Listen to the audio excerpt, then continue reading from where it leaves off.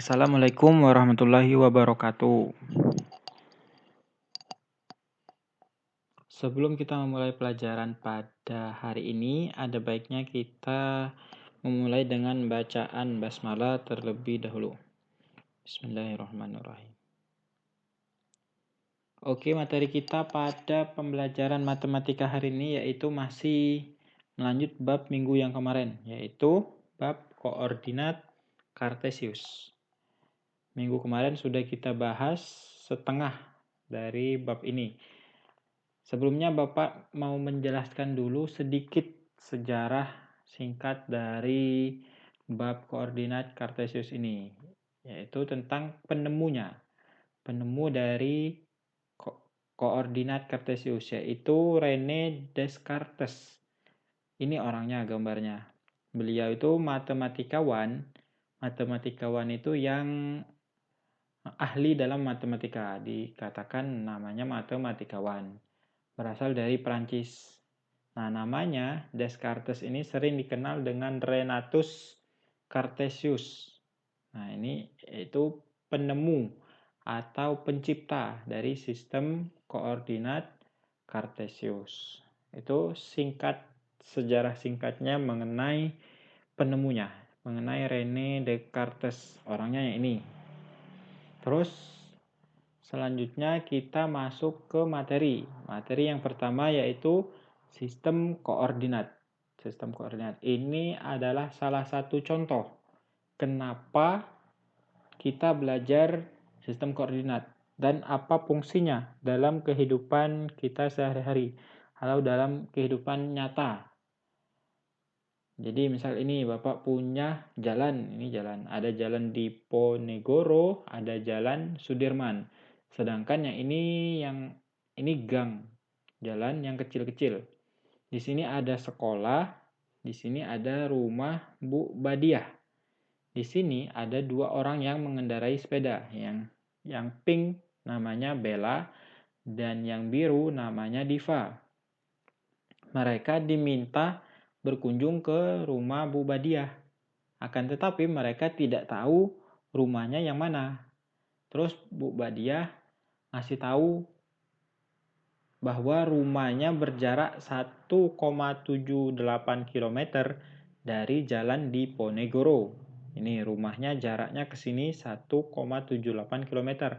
Sedangkan 2,13 km rumahnya berjarak dari Jalan Jenderal Sudirman. Nah, Diva dan Bella hanya dikasih tahu itu sama Ibu Badiah. Terus Bella mencari jalan yang berwarna merah. Sedangkan Diva yang melewati jalan yang berwarna biru. Menurut kalian semua, kira-kira yang sampai duluan Diva atau Bella? Ya, jawabannya yaitu Bella. Karena apa? Karena jalan Bella itu lebih singkat. Sedangkan jalan Diva lebih rumit, lebih banyak belok-belokannya. Tapi mereka sampai tujuannya ke rumah Bu Badiah. Tetapi lebih cepat Bella yang berwarna merah ini. Oke, ini adalah salah satu contoh penerapannya dalam kehidupan sehari-hari.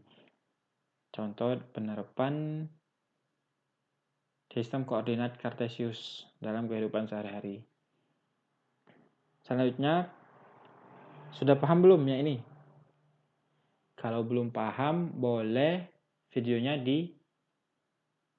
balik lagi, diulang lagi tentang penjelasan sistem koordinat. Tapi kalau sudah paham, kita masuk ke materi selanjutnya, yaitu tentang posisi titik terhadap sumbu X dan sumbu Y. Posisi titik terhadap sumbu X dan sumbu Y. Boleh dicatat dulu. Kalau mau dicatat, silakan videonya diberhentikan dulu, di pause. Posisi titik terhadap sumbu X dan sumbu Y, ini judulnya. Terus selanjutnya, sudah nyatetnya posisi titik terhadap sumbu X dan sumbu Y. Terus selanjutnya misal ini. Nah, ini yang kemarin yang Bapak suruh buat. Tugas yang minggu kemarin. Silakan kalian yang tugasnya silakan dibuatin titik ini. Titik ini. Ini namanya sistem koordinat kartesius atau sumbu koordinat kartesius. Ini sumbu X-nya, yang ini sumbu Y-nya. Sumbu X-nya ya. Yang ini sumbunya yang ini. Yang ini kuadran 1. Seperti Bapak jelaskan minggu kemarin. Dan yang ini kuadran 2. Yang ini kuadran 3. Dan yang ini kuadran 4. Masih ingat? Yang minggu kemarin? Ini nama kuadrannya. Terus kalian buat titik A di sini, titik B di sini, C di sini, D di sini, E di sini, F, terus G, terakhir titik H di kuadran 4. Nah, kalau sudah itu, kan tadi jarak titik, posisi titik terhadap sumbu X dan sumbu Y. Nah, ini tadi judulnya, posisi titik terhadap sumbu X dan sumbu Y. Nah, kita tentukan posisi titik A terhadap sumbu Y. Berarti kita hitung ada berapa jaraknya? 1, 2, 3. Berarti 3 satuan. Terus posisi titik A terhadap sumbu X. Berarti terhadap ini. Kita hitung 1, 2, 3, 4, 5, 6. Berarti 6 satuan.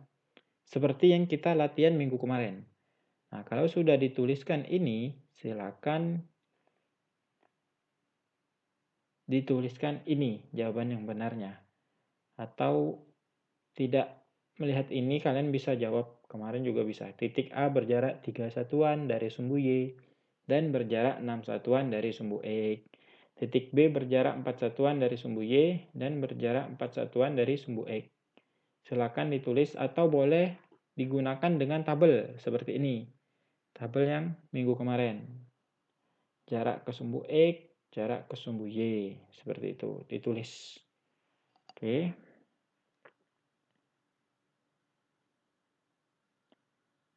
Selanjutnya, kalau sudah itu tadi posisi titik terhadap sumbu X dan sumbu Y.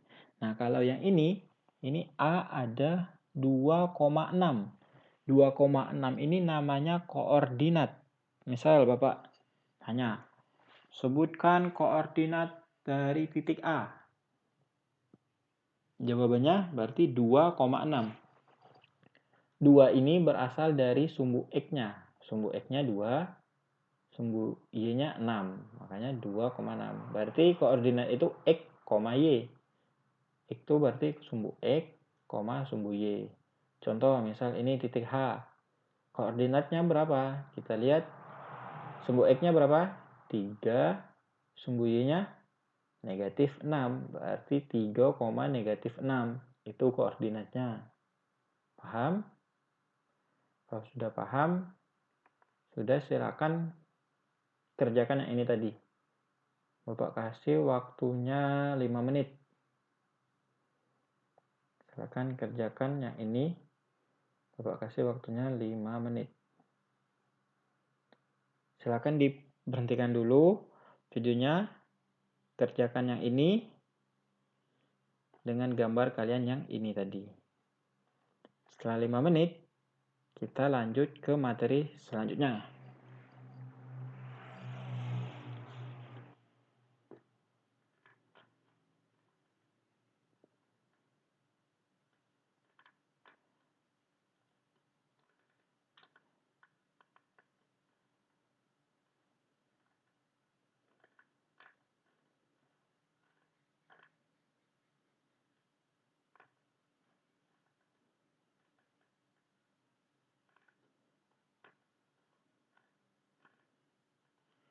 Oke, setelah 5 menit kita masuk ke materi selanjutnya, yaitu posisi titik terhadap titik asal 0,0 dan titik tertentu A, B.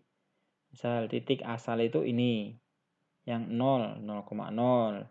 Titik tertentu itu tertentu, boleh di sini, bebas. Yang penting tidak di 0,0. Itu posisi titik tertentu. Misal ini Bapak punya gambar. Ini teka-teki tersembunyi, ada tenda 3, tenda 2, pos utama yang biru, tenda 1, tenda 4, dan sebagainya.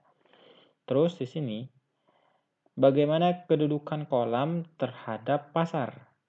kolam terhadap pasar. Kolam terhadap pasar. Nah, ini. Berarti berjarak berapa? Berjarak 1, 2, 3, 4, 5, 6. Berjarak 6 ke kanan dan berjarak 1, 2, 3, 4, 5, 6. Berjarak 6 juga ke atas. Jawabannya nih, 6 satuan ke kanan, 5 satuan ke atas. Contoh kalau ini pos utama dari utama. Kalau ini pemakaman pos utama. Ini pasar sama pos utama. 4 satuan ke kanan, 3 satuan ke atas. Seperti itu cara menghitungnya. Tanah lapang, posisi terhadap tanah lapang.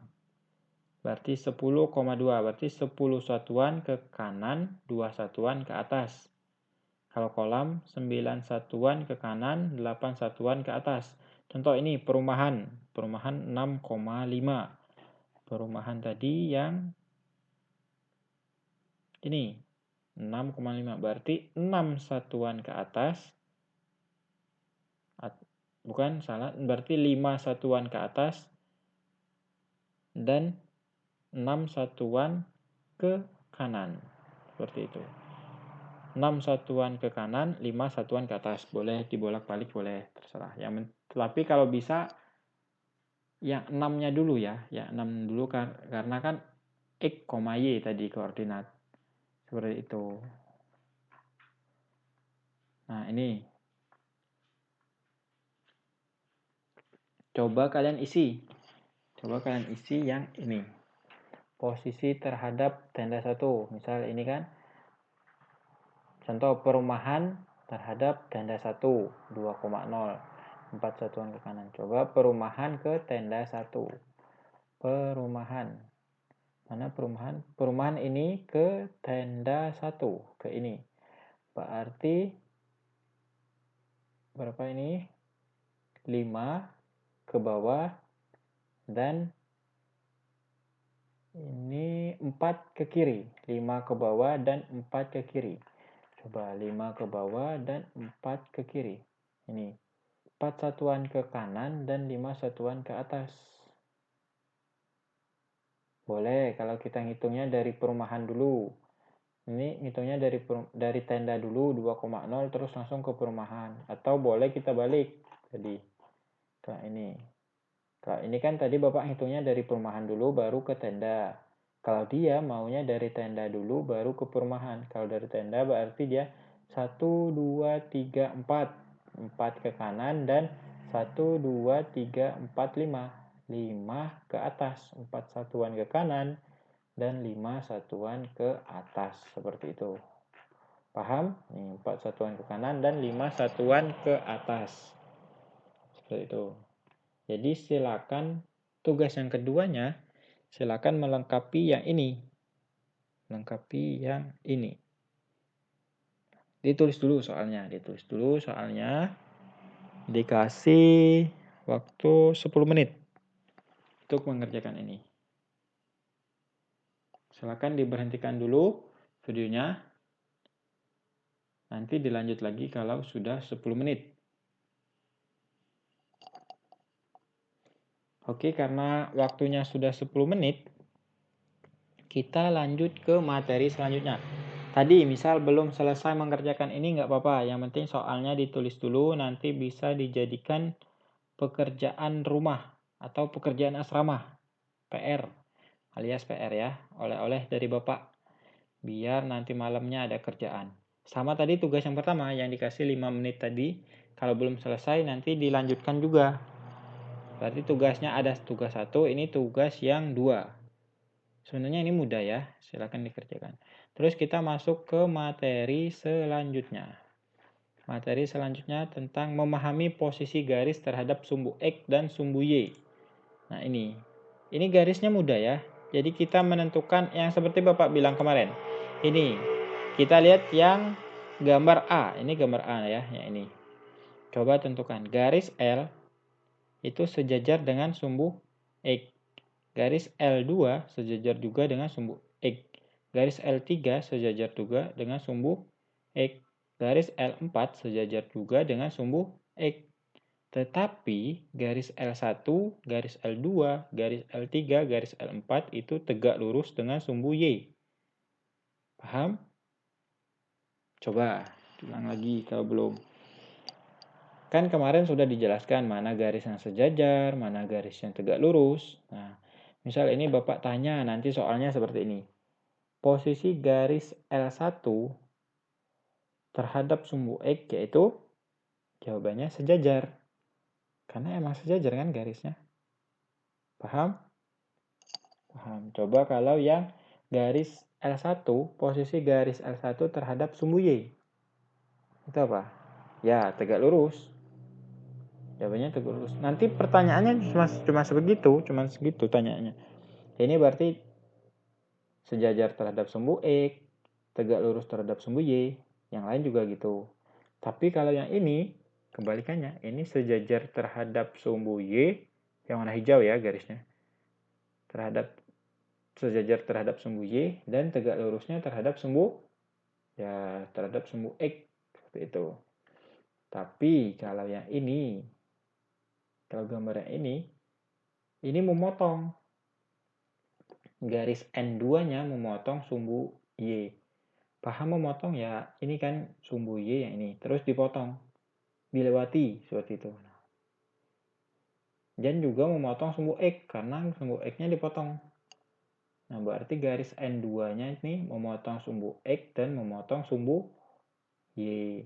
Nah, kalau yang ini memotong sumbu X juga dan memotong sumbu Y. Seperti itu. Seperti yang minggu kemarin. Materinya sudah habis untuk bab yang koordinat kartesius. Nah, ini tadi garis-garis yang sejajar dengan sumbu X. Nah, ini garis-garis yang sejajar dengan sumbu Y. Yang namanya M1, M2, M3, M4. Kalau ini garis-garis yang tegak lurus dengan sumbu X. Kalau ini garis-garis yang tegak lurus dengan sumbu Y. Dan terakhir garis-garis yang memotong sumbu X dan sumbu Y. N1 dan N2. Sudah materinya itu. Nah, ini juga seperti itu. Sudah materinya sudah habis. Silakan kerjakan yang dua tugas tadi. Materinya sudah habis dan minggu depan kita bahas tugasnya dan kita tambah lagi nanti ada kuis dari Bapak. Semisal Bapak sudah masuk sekolah ya. Tapi nanti kalau belum masuk sekolah kita melanjutkan materi, kuisnya ditiadakan. Sudah, materinya cukup untuk hari ini. Kita akhiri dengan bacaan hamdalah bersama-sama. Alhamdulillahirrabbilalamin. Sekalian sama doa. Subhanakallahumma wa bihamdika. Ashhadu an la ilaha illa anta. Astaghfiruka wa atubu ilaik. Wassalamualaikum warahmatullahi wabarakatuh.